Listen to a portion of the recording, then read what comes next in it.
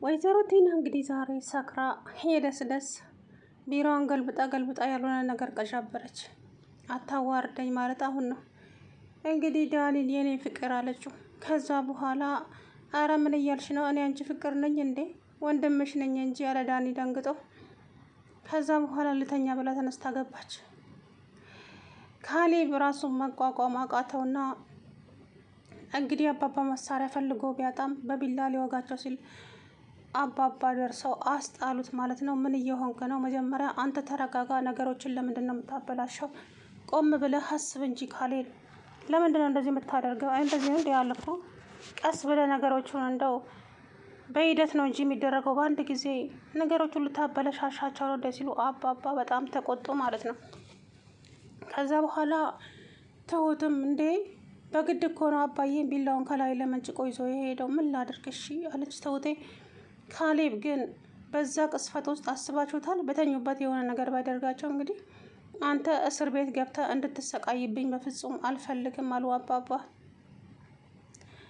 ከዛ በኋላ በል አሁን ሄድና ልብስን ቀይርና ና አሉት። እንዴ እኔ ገና ብዙ የማዳምጠው ነገር አለ። በቃ ይበቃሃል። የምትሰማውን ሰምተሃል። መስማት ካለብህም እኮ እንደዚሁ በፊት ለፊት የሚደረገውን ነገር ማወቅ አይከብድህም። ስለዚህ አሁን ሄድና ልብስን ቀይረና። እንዴ ምን እላቸዋለሁ? በቃ መጥቻለሁ ስራዬን ጨርሼ ትላቸዋለህ። ሄዳሉት አባባ ካሌብን አረጋጉትና ሄደ ልብሱን ቀይሮ መጣ ማለት ነው። ከዛ በኋላ አባባን ብቻውን አገኘቻቸውና ቲና ቤት ውስጥ አባዬ እህቶት ሄደች። አይገርምም? አንቺ ተኝተሻል፣ እሷ እኮ ሄደች ወደ መጣችበት አሏት።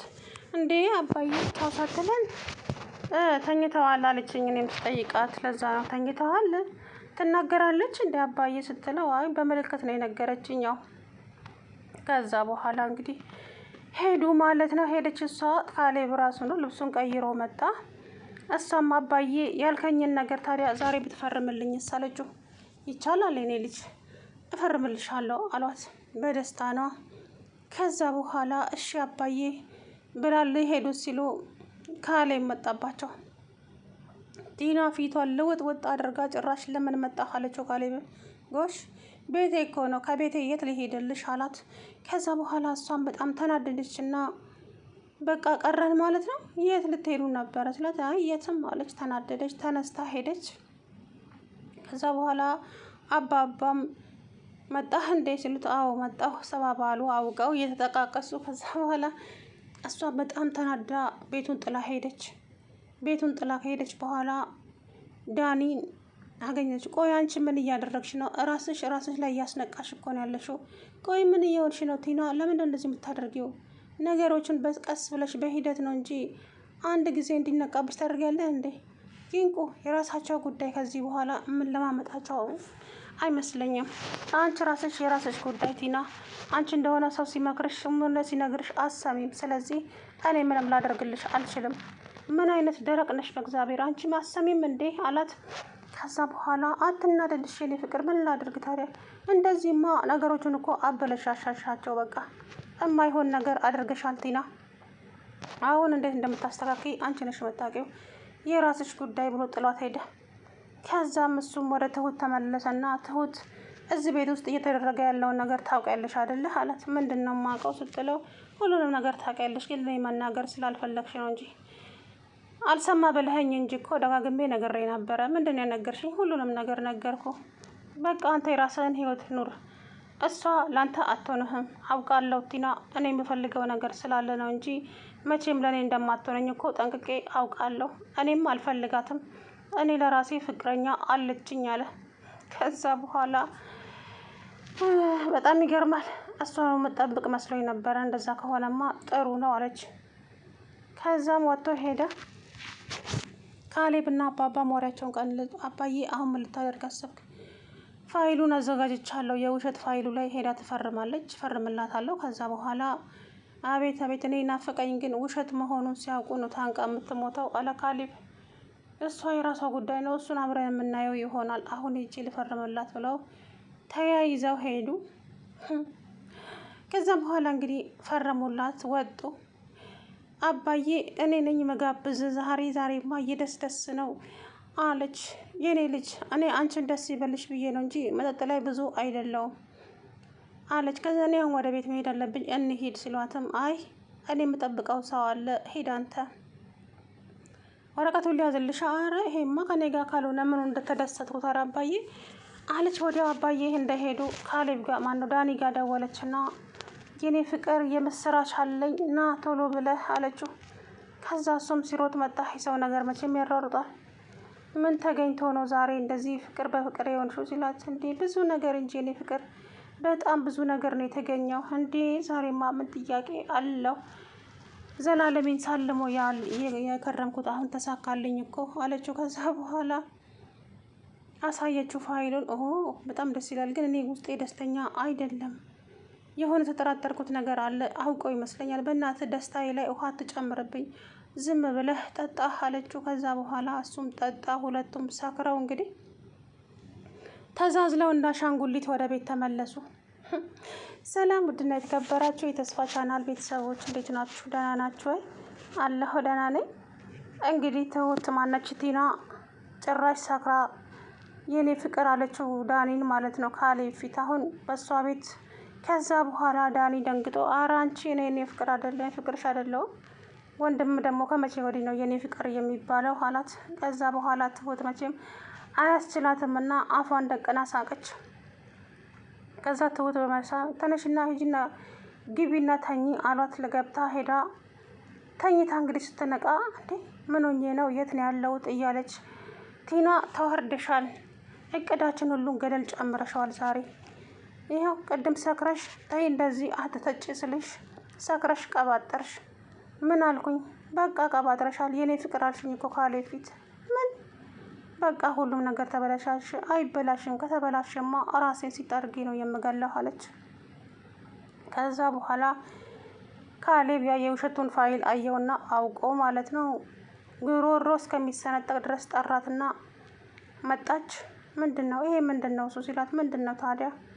እየጠየቁሽ እኮ ነው፣ አንቺን ነው እየጠየቁሽ ያለሁት። ምንድን ነው እሱ ሲላት፣ ይሄማ የቤቱ ፋይል ነው። አባዬ እኮ በካሌብ ስም ይሁን ስላቸው፣ አይ አንቺ ትሻለሽ በሴት ልጅ ስም ሲሆን ጥሩ ብለውኛል።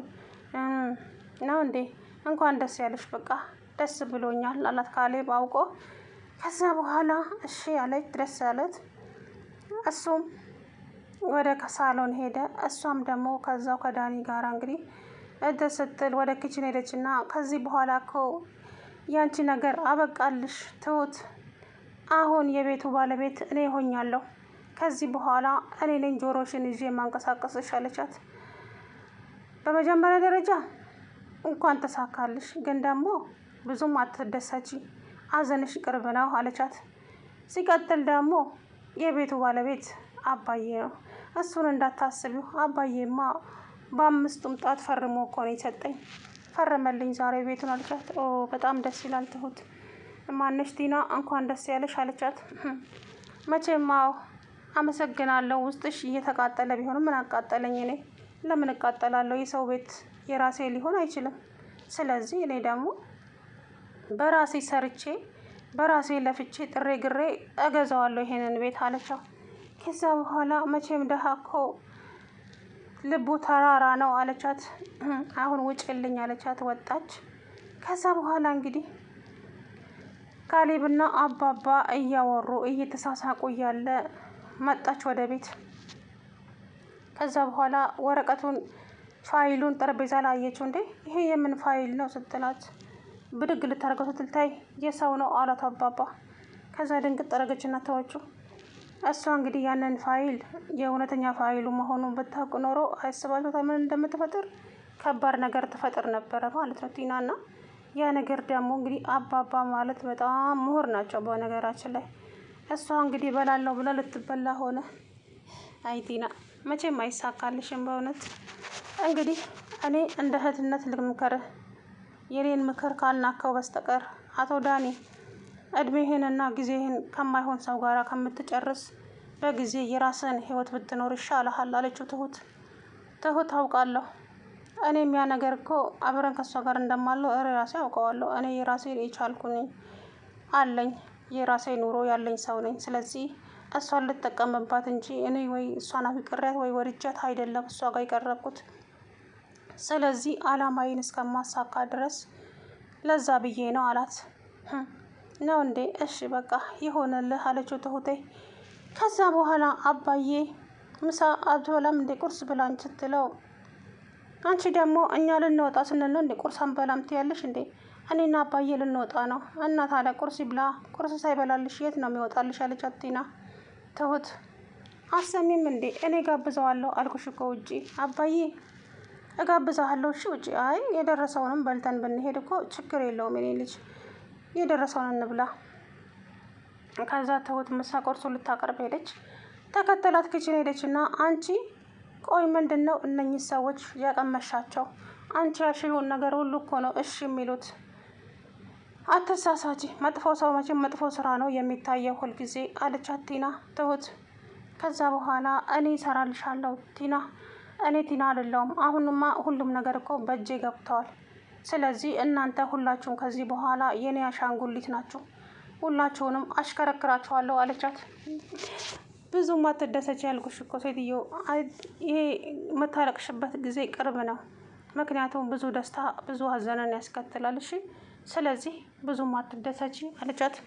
እኔ እኮ በራስሽ በላብሽ ጥረሽ ግረሽ ያመጣሽው ገንዘብ ቢሆንማ እንዴት ልትሆኝ ነው እንደው በሰው ገንዘብ እንደዚህ የተደሰትሽ አለቻት።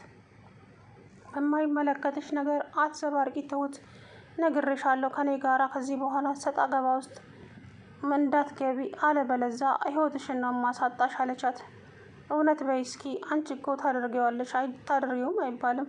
ብዙ ጊዜ ሞክረሽ አይቼዋለሁ አልተሳካልሽም እንጂ አለቻት ትሁቴ። አንቺማ የሆነ የልብ ልብ የሰጠች ሰው አለ፣ አሳይሻለሁ፣ እመኝኝ አሳይሻለሁ። እኔ ቲና አይደለሁም።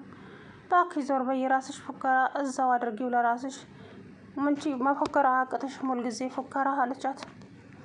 ከዛ በኋላ እንግዲህ አባዬ ግን እኔ አንድ ነገር የምልህ ነገር፣ ይሄ ነገር ውሸት መሆኑን ያወቁነታ እንዴት ነው የሚሆኑት?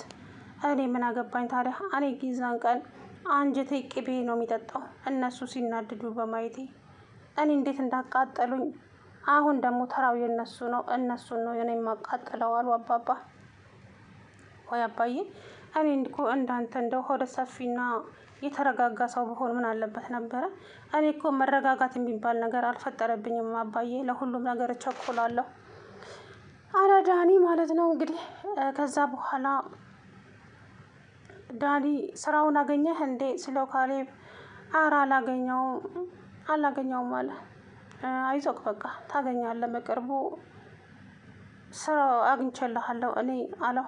እሺ አመሰግናለሁ ካሌብ፣ ግን ምንድን ነው ስራው ሲለው፣ ስራውማ ሾፍርና ነው።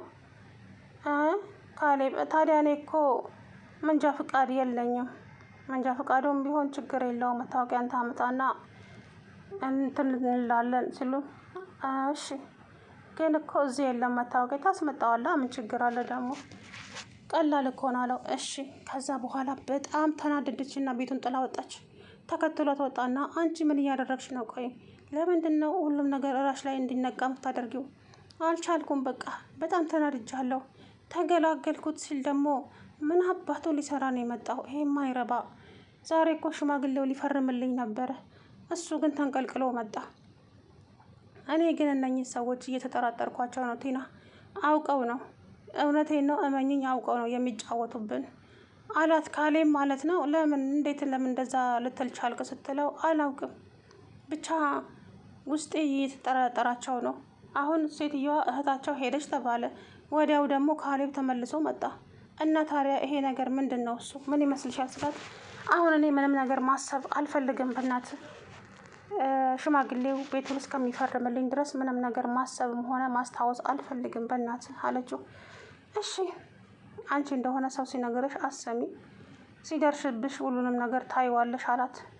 ከዛ በኋላ እንግዲህ አባባም ያው እዛ የውሸት ሰነዱ ላይ ፈረሙላት። እሷም በደስታ ፈነጠዘች። አባዬ እኔ እኮ እንደዚህ አትመስለኝም ነበር፣ በእውነት በጣም መልካም አባት ነህ፣ ከልብ ነው የማመሰግነው ስላደረክልኝ ነገር በሙሉ። ኧረ ይሄማ ይገባሻል እኮ አንቺ እኮ እኔን አገላብጠሽ አስታመሽኛል እንዴ? ይሄ እኮ ላንቺ ሲያንስብሽ ነው አሉ አባባ እየሳቁባት። አባባ ሲስቁ እንኳን ምንም ነገር የማይገባት ነገርስ ፈጣሪ ሆይ እውነት ድንጋይ ናት ቲና ማለት። እነሳቸው እንደዛ ሙድ እየያዙባት ምንም እንኳ እንትን አትልም ማለት ነው እውነት ለመናገር ና። አይ መጨረሻሽ ምን ይሆን ታዲያ ወይዘሮ ቲና?